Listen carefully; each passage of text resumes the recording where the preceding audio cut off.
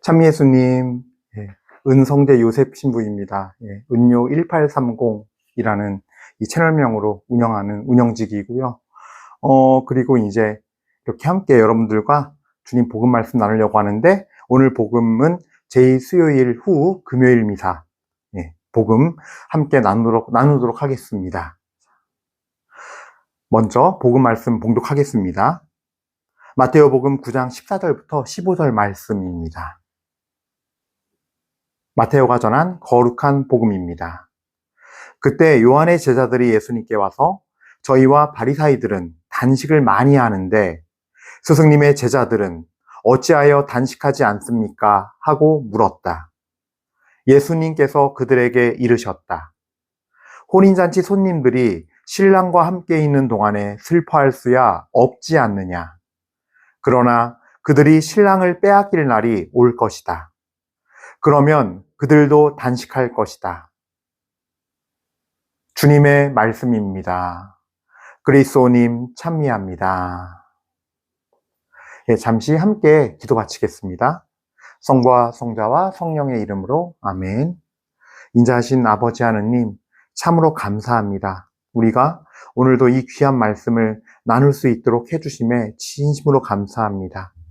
오늘 이 말씀을 함께 하면서 우리가 그동안 생각하지도 않았던 당신의 그 크신 사랑과 초대, 바로 당신의 신랑이시고 우리가 그 신부임을, 당신의 사랑이 너무나 지극하시어 정말로 그 모든 관계에서 가장 오랜 시간, 가장 많은 내밀한 것들을 나누는 그 부부관계에서 첫 시작, 가장 순결한 사랑이고 순수한 사랑이고 정말 가장 뜨겁고 넘치는, 열정이 넘치는 그 사랑일 때 그 모습, 결혼식 시작할 때 쓰는 신랑과 신부, 결혼식 할 때 쓰는 새신랑 새신부, 신랑 신부, 어쩌면 결혼하는 날, 그리고 결혼 초창기에 가장 많이 쓰게 되는 말인데, 그 시기가 가장 순결하고 깨끗하고 서로가 서로에게 최선을 다하는 그 시기인데, 그때 쓰는 그 표현, 당신께서는 그 마음을 가지고 저희에게 신랑이란 표현을 당신을 지칭할 때 쓰시고, 또 저희에게 신부로서 초대해 주시고 자리를 마련해 주셨음에 감사드리나이다.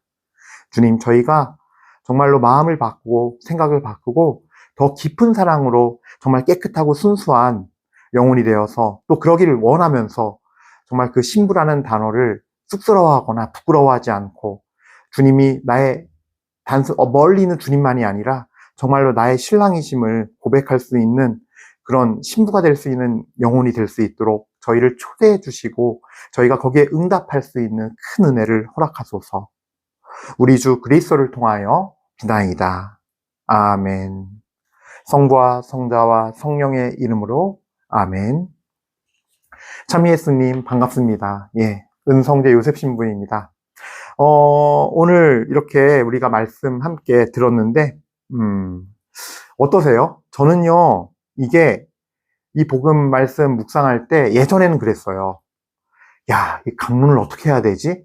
사실 조금 막막했거든요. 근데 제가 그 이유를 알게 됐어요. 오늘 비로소. 사실은 지금 시간은요, 2월 16일 제2수요일 후 금요일이 아니라 지금은 15일 목요일 밤이에요. 그런데 제가 내일 금요일 날은 아침 일찍부터 이 제주도의 일정을 움직여야 되기 때문에 도저히 시간이 안 될 것 같아서 미리 이렇게 찍게 됐는데, 그 미리 찍은 것도 사실 사연이 있어요. 에피소드가 있습니다. 근데 오늘 저녁 미사를 드리려고 제가 여기저기 찾아봤는데, 분명히 이렇게 그 홈페이지나 그런 여기 소개 나온 우리 가톨릭 그 어플리케이션에 소개 나온 데는 저녁 미사가 있는 데가 있어서 19시 30분 미사에 맞춰서 가려고 했는데, 저는 처음에 가려고 했던 성당이 이제 김기량 성당이었어요. 그래가지고 우리 김기량 천주교회 거기를 가 봤는데 이렇게 성당 불이 켜져 있더라고요. 그래서 미사가 있으려니 했는데 문 앞에서 수녀님을 만났어요, 로비에서. 근데 수녀님께서 미사가 없다는 거예요. 그래서 이제 제주교구는 대부분 목요일은 오전 10시 미사라는 거죠. 그래서 아마 이게 홈페이지 업로드가 안 되거나 혹은 어플리케이션도 이렇게 업로드가 한번 안 돼서 이런 게 아닌가 싶기는 해요.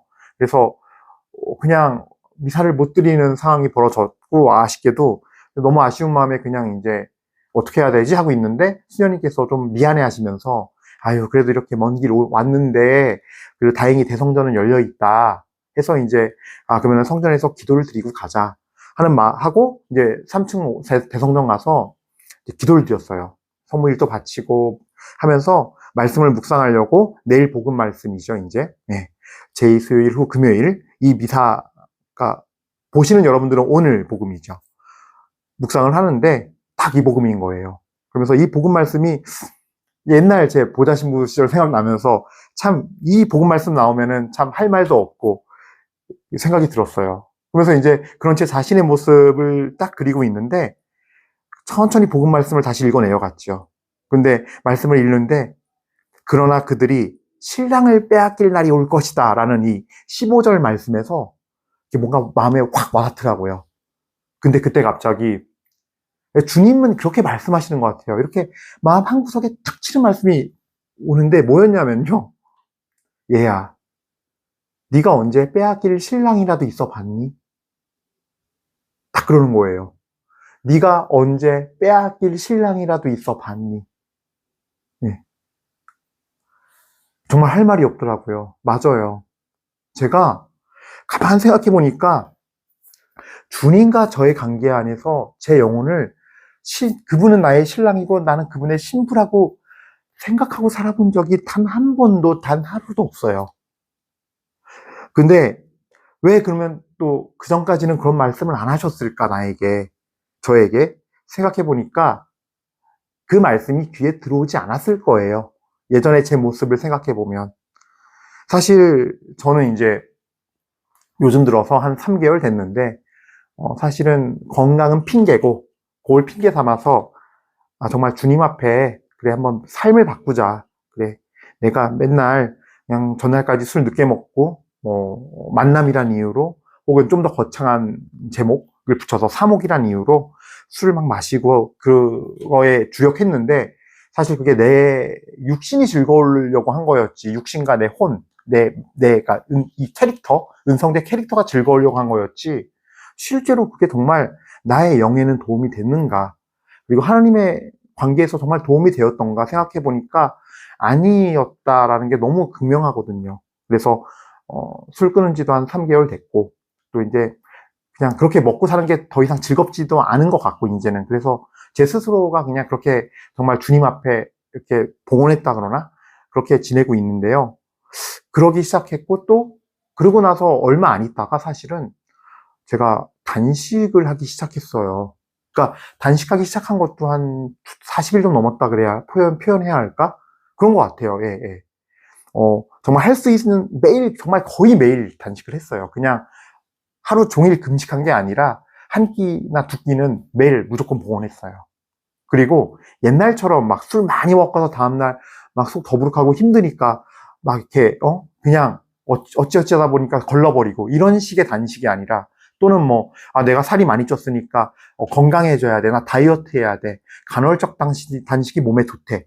하면서 내 건강을 위한 지향이 아니라 정말 나 자신을 준비하자, 주님 앞에.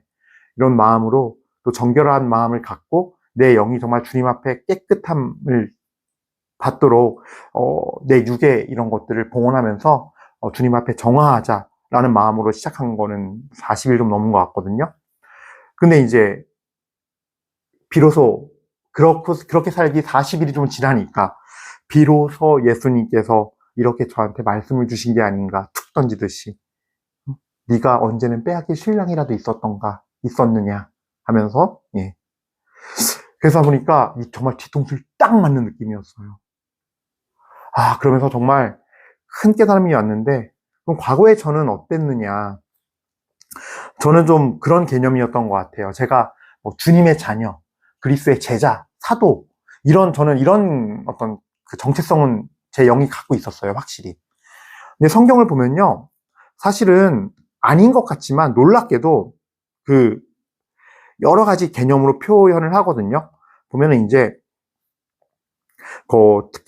특별히 이제 제가 몇 개 좀 조사해 왔어요. 그래서 가장 우리가 많이 들을 수 있는 게 자녀예요. 로마서 8장 15절을 보면은 여러분은 사람을 다시 두려움에 빠뜨리는 종살이의 영을 받은 것이 아니라 여러분을 자녀로 삼도록 해주시는 영을 받았습니다. 이 성령의 힘으로 우리가 아빠, 아버지하고 외치는 것입니다. 예, 라는 아주 극명한 표현. 그러니까 우리는 그분의 자녀이고 우리는 그분을 아빠, 아버지로 모실 수 있는 그 영을 받았다. 그거에 대해서는 정말 저 또한 아멘이고 그런 의식을 갖고 살았던 건 맞아요. 아주 분명히 그 정체성과 신원은 갖고 있었어요. 그러면 두 번째로 또 제자. 예, 이 제자라는 정체성도 있죠. 그것도 전 많이 있었던 것 같아요. 제가 기도할 때마다 주님의 제자 되게 하소서. 그러니까 제 영이 그런 신앙의식을 명확히 갖고 있었다는 거예요. 그런 기도를 참 많이 하고 또 나의 아빠, 아버지라는 기도도 항상 붙일 때 했거든요. 그래서 제자도 마찬가지로 주님께서도 우리를 그렇게 표현하셨어요. 요한복음 13장 35절에 보면은 그 여러 가지 표현 중에 명확하게 있는데 너희가 서로 사랑하면 모든 사람이 그것을 보고 너희가 내 제자라는 것을 알게 될 것이다. 라는 말씀이 있어요. 요한복음 13장 35절 말씀이었습니다. 그 다음에 또 하나 뭐가 있을까요? 사도. 예, 사도. 또 그분께서는 우리를 부르실 때 12사도를 뽑아 세웠다 그러고 특별히, 물론 이건 12제자에게 특별히 붙여진 이름이지만 우리 역시도 그분의 제자이고 그분의 사도로서 살아간다. 라는 실현의식, 저 역시 그건 강하게 있었던 것 같아요. 그래서 마르코복음 3장 14절을 보면요. 예수님께서 직접 뽑으신 내용이 나와요. 그분께서는 12를 세우시고 그들을 사도라 이름하셨다. 예. 그래서 당신과 함께 지내게 하시고 그들을 파견하시어 복음을 선포하게 하시며 라는 말씀이 3장 14절에 있습니다. 근데 또 이게 잘 안 쓰는 표현이긴 하지만 우리가 이제 정말 전 천주교 신자들은 이 개념을 잘 안 갖고 있는 것 같다는 생각은 들어요. 근데 사도 바오로께서는 우리 이 하느님의 어떤 자녀, 시민 여러 가지 얘기를 하면서 군사란 표현을 써요. 그래서 티모테오 2서 2장 3절 말씀 보면요. 이렇습니다. 그리스도 예수님의 훌륭한 군사답게 고난에 동참하십시오. 라는 구절이 있어요. 사실은 이게 또 뭐 에페소서에서도 그런 느낌이 있는데 어떤 영적 전쟁을 얘기하면서 우리가 싸워야 할 대상은 이 육과 이 세상의 것이 아니라 바로 어떤 이 세상을 지배하는 악령들과 그 세력들이란 말씀을 합니다. 그러면서 우리가 정말 영적으로 완전 무장이 되어서 정말 나서야 한다. 이 영적 전쟁에 나서서 아까서 승리해야 한다고 말씀하십니다. 에페소서 6장 말씀을 한번 읽어보시면 좋을 것 같아요. 예, 매우 중요한 사실 구절이에요. 제가 여기가 따로 적진 않았는데 왜 안 적었나 싶네요. 같이 적을 걸. 네. 그다음에 다섯 번째로 천상시민. 예. 필리피서 3장 20절에 보면요. 사도 바오로께서 이렇게 말씀하십니다. 그러나 우리는 하늘의 시민입니다. 그리고 그곳에서 구세주로 오실 주 예수 그리스도를 고대합니다. 그러니까 우리 이 예수 그리스도를 믿는 사람들의 신원을 이렇게 정의하고 있는데 또 중요한 정의가 있어요. 뭐냐면요. 예, 바로 신부예요, 신부. 이 신부님 신부 말고요. 사제 신부님 말고요. 신부. 예. 보면 이런 말씀이 있습니다. 요한복음시록 19장 7절에 보면요. 예. 기뻐하고 즐거워하며 하느님께 영광을 드리자. 어린 양의 혼인날이 되어 그분의 신부는 몸단장을 끝냈다. 다음에 요한복음시록 21장 9절에 보면요. 마지막 7째 양이 가득 담긴 7대접을 가진 7천사 가운데 하나가 나에게 와서 말하였습니다. 이리 오너라. 어린 양의 아내가 될 신부를 너에게 보여주겠다. 예, 이런 식으로 요한복음시록에 특별히 많이 나오는데 사실 사도 바오로라든가 다른 복음서에도 이런 내용은 없고 오직 요한복음과 요한묵시록에만 나와요. 그래서 사도 요한의 어떤 영성이 아닌가 싶긴 해요, 이게. 예. 근데 이제 예수님은 사실 다른 공간복음서에서 보면은 오늘 복음처럼 당신을 신랑이라 그랬거든요. 근데 신랑이 있으면 신부가 있어야죠. 그쵸? 그러니까 이미 예수님께서는요, 이미 당신을 신랑이라 하시면서 우리를 그 자리에 초대하셨고 그 자리가 분명히 있다라는 거를 암시하신 거예요. 그러니까 오늘 복음에서 우리가 가장 먼저 이해해야 할 부분은, 인지해야 할 부분은 뭐냐면요.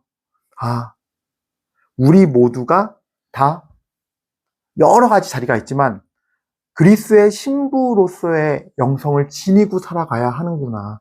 우리의 신원은, 우리 영의 신원은 또 그리스도의 신부로구나. 그리고 저는 그런 생각도 해요. 관계 안에서 가장 중요한 게 뭘까? 그러니까 여러 가지 관계가 있지만 뭐 스승과 제자, 부모와 자식, 자녀, 그렇죠? 네? 또 뭐 상관과 군인, 뭐 등등 여러 가지가 있겠지만 아니 이 신랑과 신부만큼 밀접한 관계가 과연 있을까요? 이것만큼 가깝고 이것만큼 뭔가 정말 순결하고 깨끗하며 이것만큼 뭔가 강한 관계가 있을까요? 부모와 자녀인데 견줄 수 있는 것? 근데 우리가 그러잖아요. 부부들이 그렇다면서요. 그러니까 행복한 가정이 되려면 부부간의 사랑이 돈독하면 된다라는 얘기를 한다면서요. 그리고 그것이 더 1차여야 한다고 얘기를 한다고 그래요. 아니, 저는 결혼을 안 해봤으니까 몰라요. 모르는데 그런 말을 전 여러 번 들었거든요, 사실은. 아마 결혼 생활 하시는 부부는 동의를 하실 거라고 생각을 해요. 많이 공감을 하니까 그런 얘기를 제가 여기저기서 듣게 되는 것 같아요. 신부 생활하면서. 저도 나름 20년 했는데 참 많이 들은 얘기 중에 하나예요, 그게.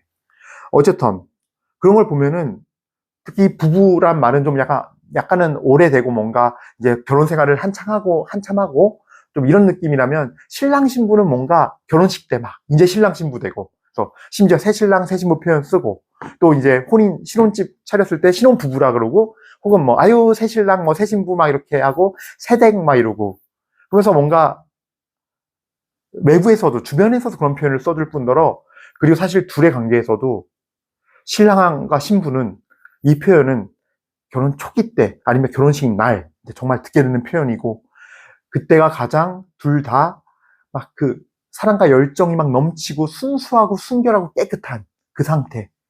그러니까 예수님이 당신을 신랑이라 하실 때는 특히 혼인잔치의 신랑이라 할 때는 뭐예요? 가장 기쁨이 넘치고 사랑이 넘치고 가장 순결하고 깨끗한 어떤 그 존재자로서 표현을 하신 거고 또 우리를 신부의 자리에 초대한 건 뭐예요? 우리도 가장 순결하고 깨끗한 영혼의 상태를 얘기한 가장 사랑이 넘치고 또 뭐예요? 한편으로는 정말 신부를 사랑하고 온 헌신을 하여 다할 준비가 되어 있는 그런 성숙한 사랑의 준비가 되어 있는 존재의 상태가 신부잖아요. 그러니까 참 이 표현이 전에는 전혀 몰랐던 표현인데 예수님이 이 말씀을 딱 때리는 순간 제 옆에서 툭 치면서 너는 그전엔 빼앗길 신랑이라도 없었잖느냐. 빼앗길 신랑이라도 있었느냐. 네. 그 말씀이 참 더 이렇게 와닿는 거죠. 그래서 아까 말씀드린 대로 말씀을 드렸나요? 제가 헷갈리네요. 어쨌든 얘기를 막 이렇게 풍성히 하려다 보니까 그렇게 됐는데 그런 것 같아요. 저는 과거의 제 모습 보면요. 이런 말씀을 들을 수가 없었어요. 들을 준비가 안 돼 있었어요. 아까 말씀드린 대로 저는 그냥 술로 하는 사목을 하고 있던 사제였고 그러다 보니까 단식이란 거는 정말 교회법에서 정한 대로 그냥 1년에 2번 했어요. 그것도 매우 힘들어하면서 오늘은 왜 이렇게 막 시간이 안 가지 막 이러면서 빨리빨리 식사 시간 되라. 다음 식사 시간이 돼야 내가 이제 식사 시간 됐으니까 먹을 수 있는 명분이 생긴다. 막 좀 이런 마음이 더 강했나? 실제 그랬어요. 그렇게 마음 준비가 안 돼 있었으니 생각해 보세요. 교회법에서 우리가 신자들의 의무 중에 그 있잖아. 단식의 의무가 뭐예요? 제2수요일과 성금요일에는 그리고 또 단식의 의무가 있죠. 그리고 또 금육의 의무가 있고 매주 금요일은 금육을 지키라고 하잖아요. 근데 저는 그런 의미를 생각해 보거나 그것도 단식만 그냥 딱 2번 지킨 게 다예요. 교회법이 정했으니까. 근데 법은 사실 최소한의 도덕이라고 우리가 배우잖아요. 학교 교육 과정에서도.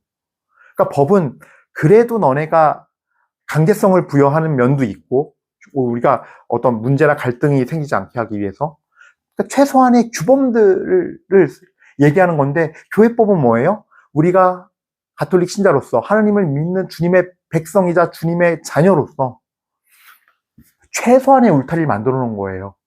그러니까 그거 겨우 지키면서 사제 생활 했던 거예요. 20년을. 그랬으니 그렇게 해서 하면은 되는 건 줄만 알고 거기에 기준점을 낮추고 교회법 지키는 걸로만 두고서 했으니 참 창피한 일이죠. 들을 기가 없었던 거죠. 그러니 그런 상태에서 이 복음 말씀을 읽고 묵상하려 그러니 뭐가 됐겠습니까? 전 진짜 이 복음 말씀 나오면 야, 무슨 얘기를 해야 되지? 막 이랬거든요. 예. 근데 이제 단식을 하면서 제가 느끼는 것들이 있으니까 이제는 얘기를 할 수 있을 것 같아요. 예. 단식을 한 지도 꽤 됐고, 꽤는 아니지만 이제 막 한 초심자 수준이죠. 40여 일 정도 했으니까. 어쨌든 그 단식을 하니까 주님께서 이제 말씀을 들려주시는 것 같아요. 그래서 저는요, 우리 교우분들에게도 이렇게 말씀드리고 싶어요. 단식을 하십시오. 근데 오늘 제 1독서 말씀의 의미도 잘 살려서 하십시오. 왜냐하면은 단식은 그저 음식만 안 먹는 게 단식이 아니라 사실은 육적인 모든 그거를 끊는 거예요. 예, 끊고 주님을 바라보고 가는 거예요. 어찌 보면은 단식을 함으로써 피정도 할 수 있어요. 매일매일 피정이 돼요, 사실은. 그러니까 하루에 한 끼 단식하는 거를 그냥 다이어트 한다 이런 느낌으로 받아들이시면 절대 안 되고요. 그러면 오늘 제1독서 말씀 이사야서 58장에 있는 이 참된 단식의 뜻에 딱 맞는 우리가 똑같은 우를 범하는 거거든요. 여기서 하나님께서 꾸짖으세요. 보라, 너희는 단식한다면서 다투고 싸우며 못된 주먹질이나 하고 있다. 그리고 또 3절에 보면 58장 3절 말씀부터 제가 읽어드릴게요. 아예. 저희가 단식하는데 왜 보아주지 않으십니까? 저희가 고행하는데 왜 알아주지 않으십니까? 보라, 너희는 너희 단식일에 제 일만 찾고 너희 일꾼들을 다그친다. 보라, 너희는 단식한다면서 다투고 싸우며 못된 주먹질이나 하고 있다. 저 높은 곳에 너희 목소리를 들리게 하려거든 지금처럼 단식하여서는 안 된다. 이것이 내가 좋아하는 단식이냐? 사람이 고행한다는 날이 이러하냐? 제 머리를 골풀처럼 숙이고 자루옷과 먼지를 깔고 눕는 것이냐? 너는 이것을 단식이라고 주님이 반기는 날이라고 말하느냐? 이 말씀 뜻은 뭐예요? 그냥 형식적으로 먹지만 않고 있는 거. 그냥 머리 그냥 재 뒤집어 쓰고 자루옷이랑 그냥 재 뒤집어 쓰고서 그냥 누워만 있고 한다면 그 형식만 갖추고 있으면 그게 단식이더냐. 근데 우리도 그럴 수 있거든요. 그냥 형태는 아무것도 안 먹어요. 먹고 참아요. 근데 이유는 내 마음속은 딴 데가 있어요. 멋진 몸매 만들려고. 그다음에 내가 건강에 안 좋다니까 내가 콜레스테롤도 높아지지 않고 하려면은 덜 먹어야지. 그래서 간헐적 단식을 해야지.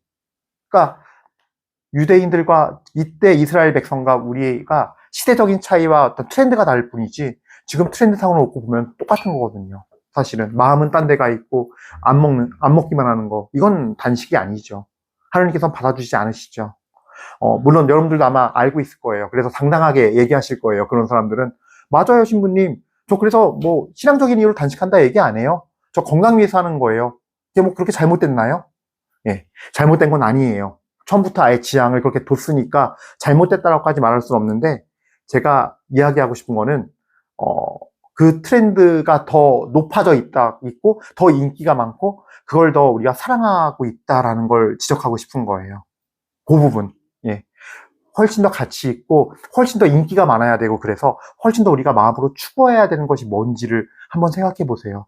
내가 하느님을 사랑하는 마음이 좀 더 있다면 정말로 그게 더 내 몸매를 관리하고 내가 음식 조절하고 내 건강을 관리하고 나만 살아가기 위해서 하는 게 꼭 하느님 보시기에 좋을까?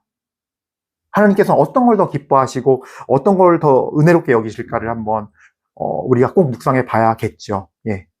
그래서 그런 부분도 잊지 않았으면 좋겠고요. 좀 잔소리를 했는데 어쨌든 중요한 건 그거예요.